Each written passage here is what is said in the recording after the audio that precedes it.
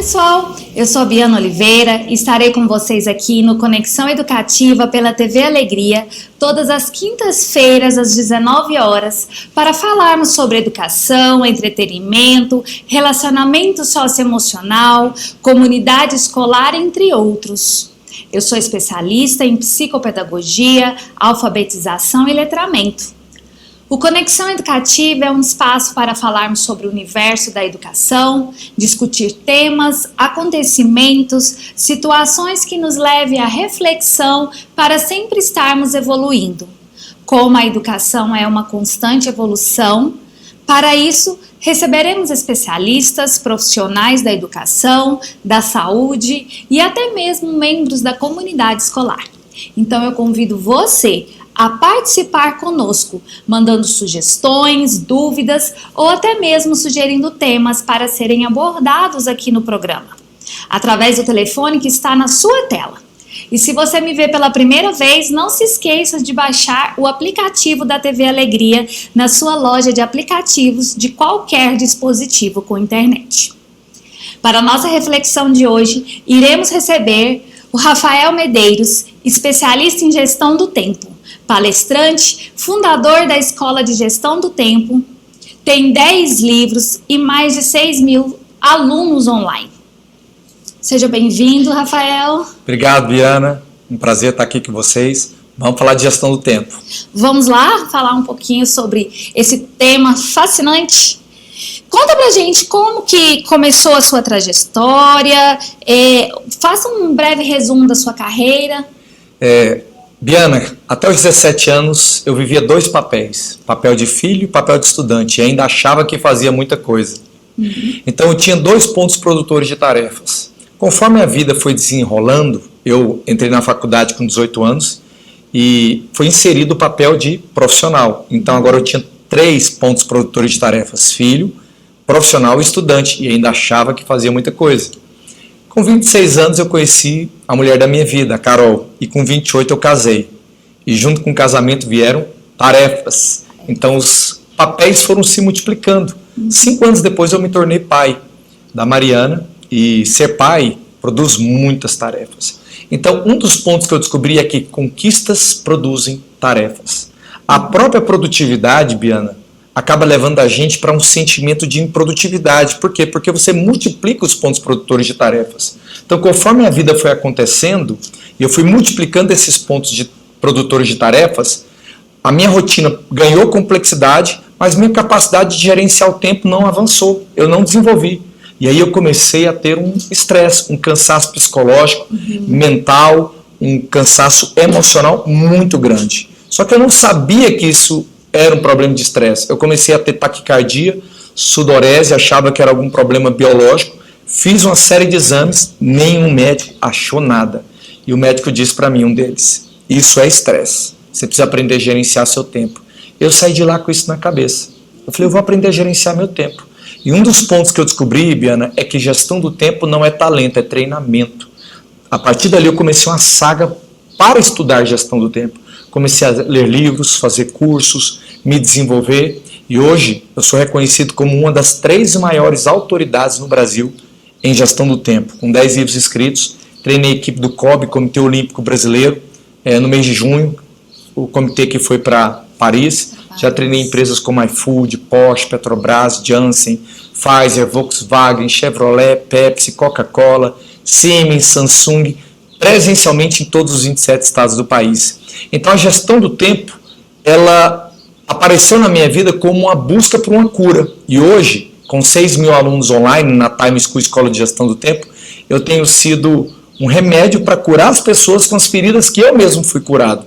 Então foi assim que a gestão do tempo surgiu na minha vida.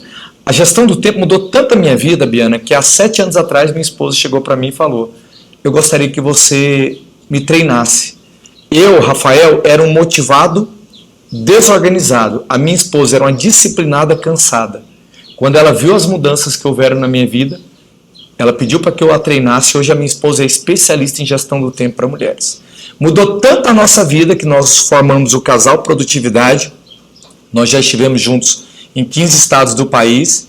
E agora as nossas filhas estão entrando no projeto. Nós vamos formar a Família Produtividade, que é um projeto novo. Temos 2 filhas, a Mariana Produtiva e a Luísa Focada. E ano que vem lançaremos os livros da Turminha Produtividade, ajudando crianças, adolescentes, juvenis a se tornarem bons priorizadores, bons gestores do tempo. Nossa, é muito legal isso. E vem de encontro, né, a esse projeto em que a gente tem falado sobre, né, o processo de aprendizagem, né, e esse treinamento é muito importante, né? Fala pra gente um pouco qual que é a importância e os benefícios da gestão do tempo nesse processo de aprendizagem ali na realidade do aluno. Qual que é o objetivo da gestão do tempo? Não é fazer coisas. Ainda tem gente que tem uma mentalidade de gestão do tempo pela era industrial. Na era industrial, o bom gestor do tempo era aquele que tinha volume de tarefas. Então você olhava o Carlos, o Mário e o João no canto da fábrica, aquele que acumulava mais produtos no canto da fábrica até o final do dia era produtivo. Porque nós achávamos que era tempos e movimentos. Só que na era do conhecimento, que é a era que nós vivemos hoje, o bom priorizador é aquele que escolhe melhor. Não é sobre fazer, é sobre escolher. E qual que é a importância dessa mentalidade? Peter Drucker, que foi o papa da administração, dizia: não confunda movimento com progresso. Nem todo movimento, Biana, é crescente. Porque o que é improdutividade? Não é não fazer nada. E hoje, na educação, jovens, os adultos precisam entender isso. Improdutividade não é sobre não fazer nada. É sobre fazer qualquer coisa. Uma pessoa improdutiva sempre está fazendo qualquer coisa. Só que ela não tem deslocamento. Ela não tem crescimento. Então, o que é improdutividade? Força com pouco deslocamento. Rafael, e qual que é o objetivo da gestão do tempo? Biana, o maior objetivo da gestão do tempo é você se tornar tudo aquilo que você nasceu para ser. Quando a vida começa a perder sentido, significa que você não está executando a sua natureza autêntica. E nós falamos da vida, só que a vida, ela acontece através dos minutos, através das horas. Então, 1 minuto é uma miniatura da nossa vida. Um dia é uma miniatura do nosso contexto de vida. Então, aprender a gerenciar o seu tempo é aprender a buscar coerência, aprender a executar a sua natureza autêntica. No momento que você faz um compromisso com alguém, isso se torna parte de você. Você tem que gerenciar essa demanda. Na hora que você faz um alto compromisso com você mesmo, isso também faz parte da sua natureza autêntica. Então, por exemplo, gostaria de ter mais hábito de leitura. É a sua natureza autêntica te chamando para executar uma narrativa. Se você não executar essa narrativa, você vai ter aquilo que a neurociência chama de dissonância cognitiva. O que é isso, Biana? É um sentimento de que você não executa quem você é e aquilo que é importante para você. Então a gestão do tempo, ela não tem a ver com fazer coisas, mas com você ter paz mental diante de tudo aquilo que você tem que fazer. Independente da quantidade, vamos dizer, é a qualidade, né? É escolher melhor, é produzir impacto na sua vida. Ai, perfeito. E como que a falta da gestão do tempo, ela pode afetar o desempenho acadêmico dos alunos? Vamos ali para a cadeira da escola. Qual que é a função da escola? É gerar transformação. Exato. A má gestão do tempo pode impedir com que esse aluno ou esse jovem desenvolva o potencial dele em sua totalidade. Porque o que é potencial? Habilidades ocultas que precisam ser desenvolvidas. Potencial é um tesouro escondido. Potencial é quem você pode ser, mas que ainda não é. O quão longe você pode ir, mas que ainda não foi. Quem você será, mas que nem você ainda sabe. Então, o potencial, a boa gestão do tempo, vai desvendando um potencial que está em forma de semente. Eu sempre digo que a morte de uma semente é o sepultamento de uma floresta. Então, a má gestão da rotina, do foco desse aluno, pode levá-lo a uma pessoa extremamente distraída daquilo que traz resultado. Na gestão do tempo, Biana, não tem certo e errado, tem certo e errado para aquilo que você quer conquistar na sua vida. O que esse jovem quer para a vida dele? Quer ser um profissional perito?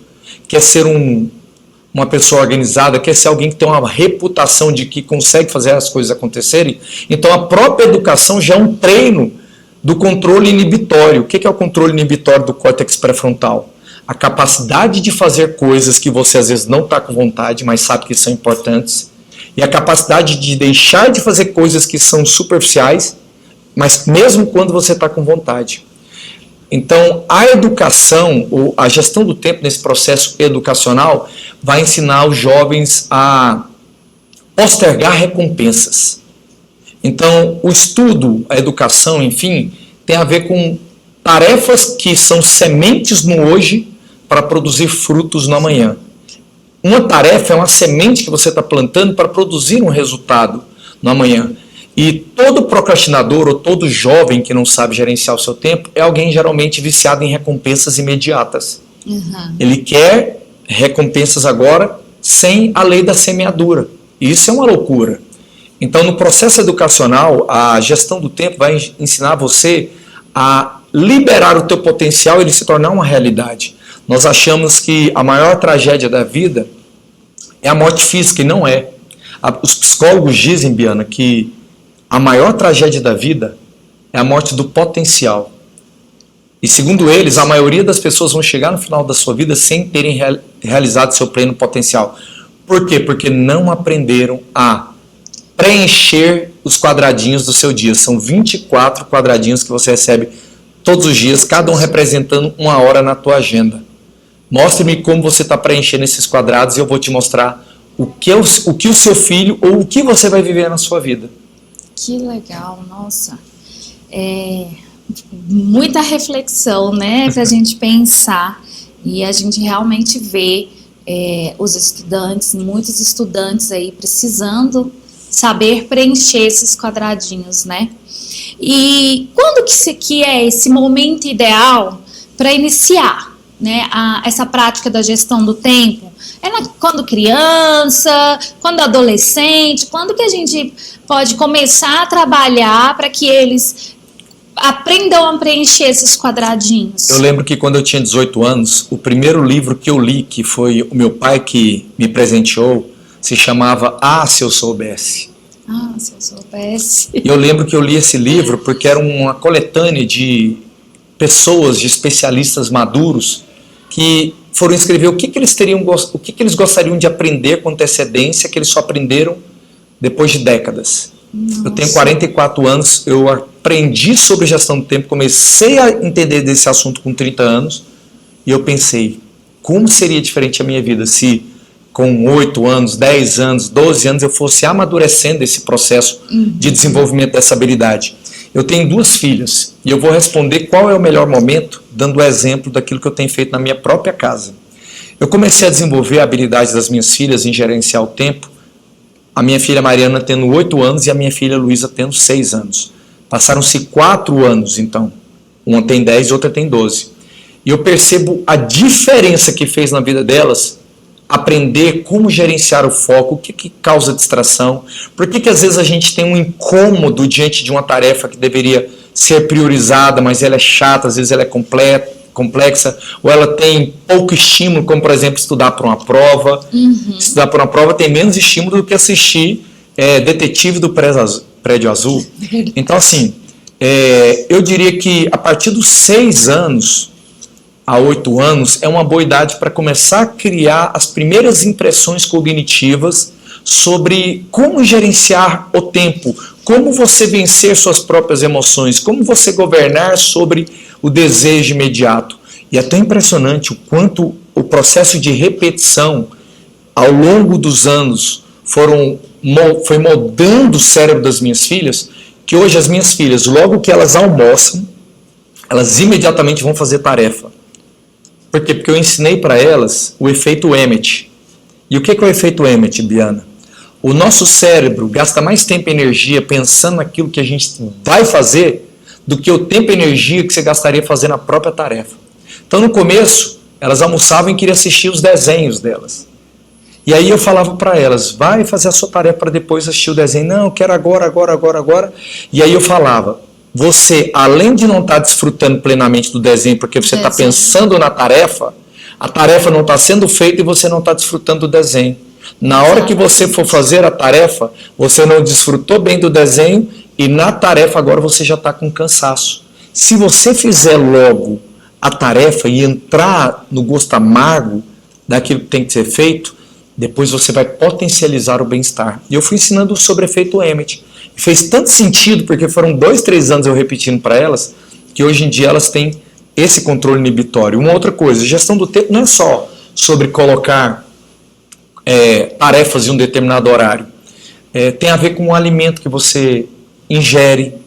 A minha filha Luísa, por exemplo, ela tinha um paladar muito desequilibrado. Não porque nós pais queríamos, mas a gente era muito convidado para aniversários e tudo, então era muito difícil criar um controle, apesar da gente tentar. E como ela o tempo todo ali no aniversário, nos eventos e tudo, comendo excesso de doce, não queria comer frutas, não queria comer verduras, às vezes fazia até ânsia de vômito ali com 7 anos, 8 anos, eu fui trabalhando a mentalidade dela. E da minha outra filha, falando, Deus escondeu dentro de cada verdura um bem-estar. No brócolis, Deus escondeu uma capacidade cognitiva, capacidade da sua mente. Quando você for fazer tarefa, vir mais inteligência. Deus escondeu dentro da beterraba energia para quando vocês forem fazer o balé de vocês terem mais força e o corpo de vocês ficarem mais forte. Deus escondeu dentro, e eu fui explicando isso. E elas foram se alimentando aos poucos, e eu criando micro-experiências. Eu pegava uma raspinha do chuchu e falava, vamos lá, com a carne. Aí tentava ocultar o sabor do chuchu. Vamos lá, beterraba, uma raspinha. Agora com arroz. E eu fui criando micro-experiências. Por quê? Primeiro, frequência, depois intensidade. Então, elas primeiro aprenderam a visitar o hábito, para depois criarem frequência. Outra coisa que eu ensinei para elas, sobre sono. Então, elas mesmas são cuidadosas com o próprio sono, vão dormir normalmente 9h30 da noite, nesse horário mais ou menos, e acordam 6h20 da manhã, são mais ou menos 8h30 de sono, e elas entenderam sobre força cognitiva no outro dia, capacidade mental no outro dia, a importância de você acordar descansado, porque quando você dorme, entra a equipe de faxina no seu corpo querendo fazer a limpeza de hormônios do cansaço, e você precisa de 8 horas no mínimo, a criança inclusive, para o cérebro liberar o líquido encefalorraquidiano, limpar a adenosina, organizar, liberar hormônio HGH, que é do crescimento, da solidificação das memórias no hipocampo, e acordar potencializadas. Então tudo isso tem a ver com gestão do tempo também. E aprendizagem, né? O sono, ele é essencial para que haja aprendizagem, né? Eu falo muito isso para os pais que eu oriento, né?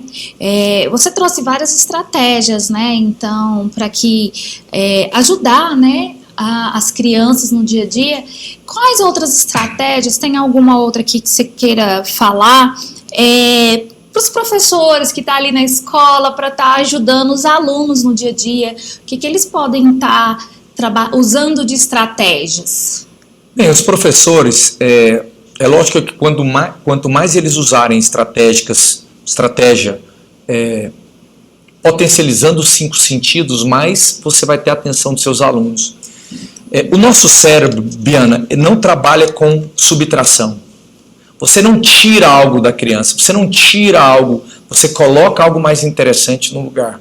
Então, exemplo, você não fala para uma criança, tire a tela, ou tira a tela dela, estou falando no sentido dos pais agora, não no colégio, né? No colégio tudo bem. Mas você não tira a tela, porque você perguntou, outras estratégias podem ser colocadas e eu vou chegar nos professores. Sim. Você não tira a tela, você coloca outro estímulo no lugar. Vou te dar um exemplo do que eu fiz lá na minha casa.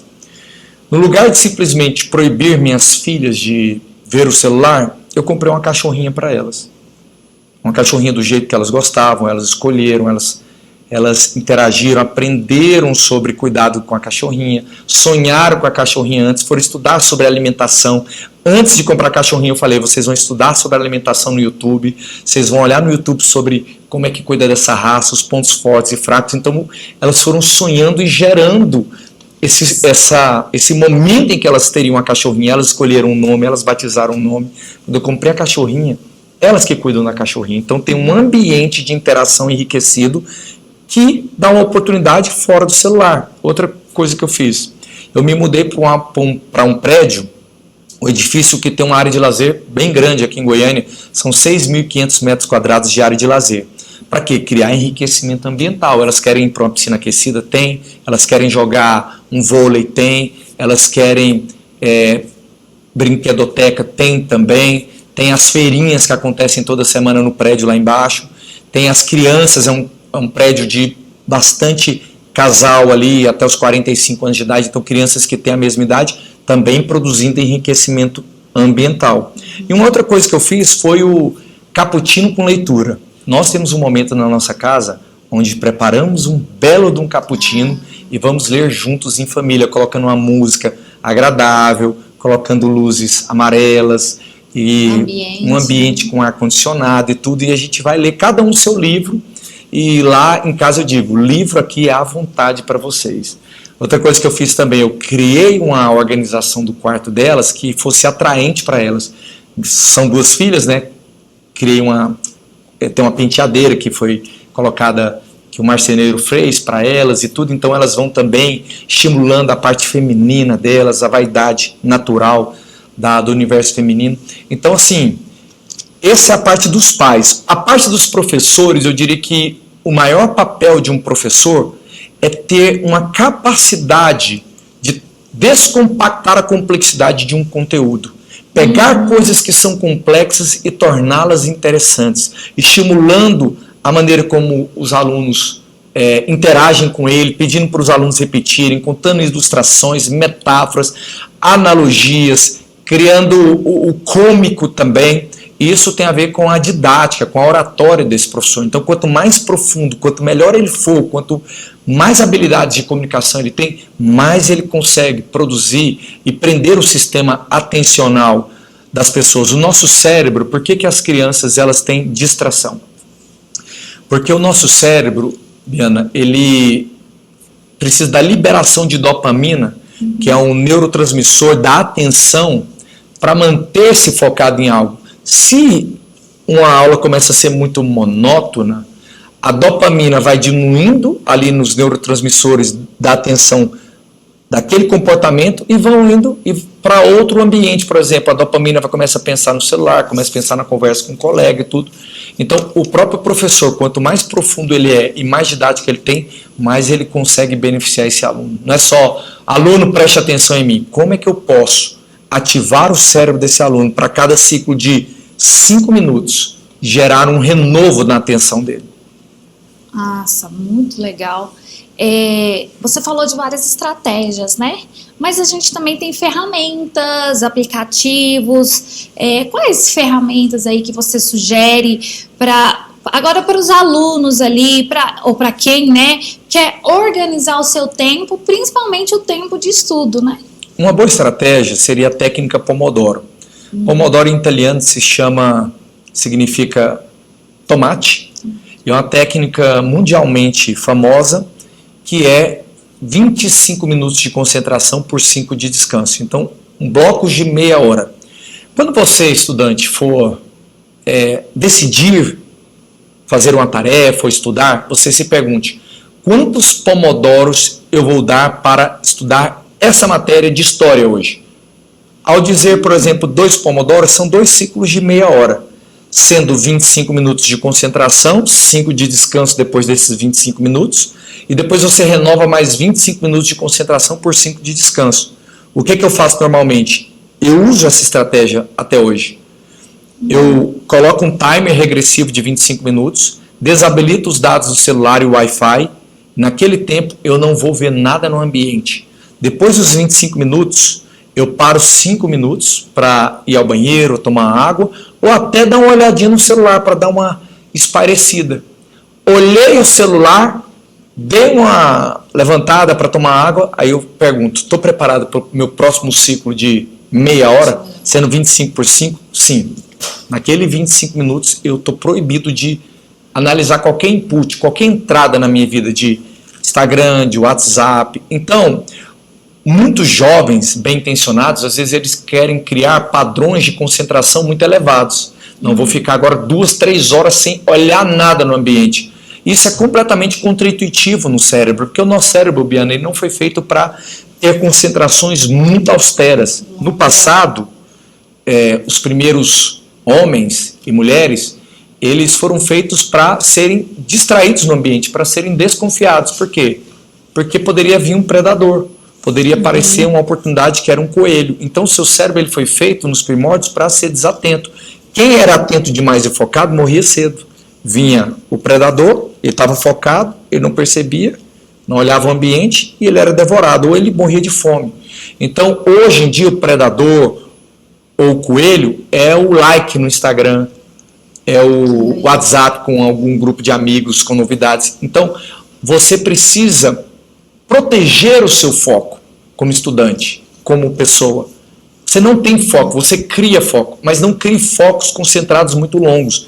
Crie blocos de meia hora, renova o ambiente, dá uma olhada no que entrou, se for o caso, cria depois mais outro bloco de meia hora. Ou se depois de meia hora você falar, eu estou bem focado, eu quero criar agora meu segundo Pomodoro sem olhar o ambiente. Faz o segundo, terminou o horário do segundo, se pergunte, quero dar uma olhada no meu WhatsApp, no meu Instagram, ou eu quero fazer um terceiro bloco? E assim você fica mais focado, com mais previsibilidade.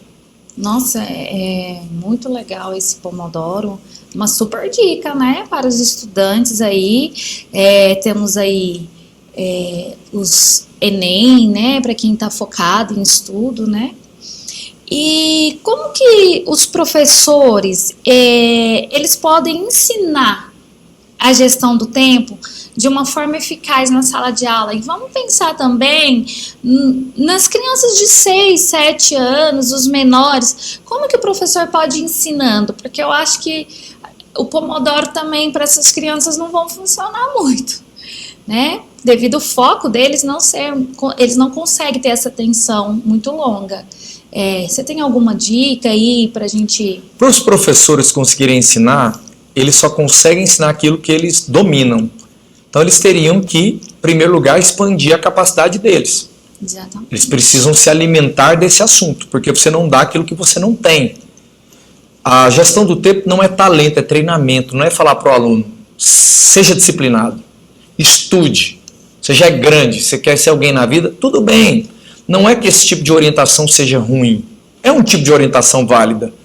Só que junto com essas orientações, as técnicas elas vão cooperar para criar uma matriz melhor do processo decisório. Então, esses professores, em primeiro lugar, eles têm que aprender sobre o assunto. Ou, se não sabem tanta coisa, sobre gestão do tempo, entregue aquilo que sabe. Um professor sabe, por exemplo, fazer uma agenda, ensine então a fazer uma agenda. Você pode começar trazendo o aluno para a realidade que você tem, ensinando aquilo que você sabe. Com relação às crianças de 6, 7, 8 anos, eu criaria talvez uma gestão do tempo mais lúdica, talvez um quadro hoje em dia se vende em alguns sites, quadros com desenhos, por exemplo, arrumar o quarto, tipo um checklist, né? Exatamente, arrumar o quarto, guardar os brinquedos e fazer a tarefa, respeitar o pai e a mãe, escovar os dentes, e todas as vezes que ele vai fazendo, ele mesmo vai ticando, para ele entendendo que a vida tem rotina, a vida tem tarefas, e essas tarefas elas também te levam a um prêmio. Talvez um pai e a mãe pode criar um tipo de premiação e recompensa conforme essa criança vai honrando as atividades dela. É um tipo de estratégia para associar um comportamento à ativação do núcleo accumbens. Núcleo accumbens é a região do nosso cérebro responsável por prazer e recompensa. Então, se o pai e a mãe só falam, ei menino, você tem que arrumar os brinquedos, ei menino, você tem que arrumar sua cama, é um tipo de educação que a gente faz com os nossos filhos através da ameaça, através da ativação da amígdala, que é uma região de luta e fuga. Tudo bem, tem sua importância isso, mas junto com isso, não ensine só seu filho a fazer coisas porque ele foge de uma consequência, mas porque ele busca uma recompensa também. Então eu associaria também as responsabilidades diárias que ele tem com algumas tarefas básicas, algum tipo de recompensa. Na quarta-feira nós vamos tomar um sorvete, no sábado nós vamos para um McDonald's, enfim. E aí aquele núcleo accumbens vai criando um registro de arrumar a cama, fazer tarefas. Pode ser chato agora, mas cria recompensas depois. E o nosso papo está muito bom, mas agora vamos dar uma breve pausa para tomar uma água e já já estamos de volta.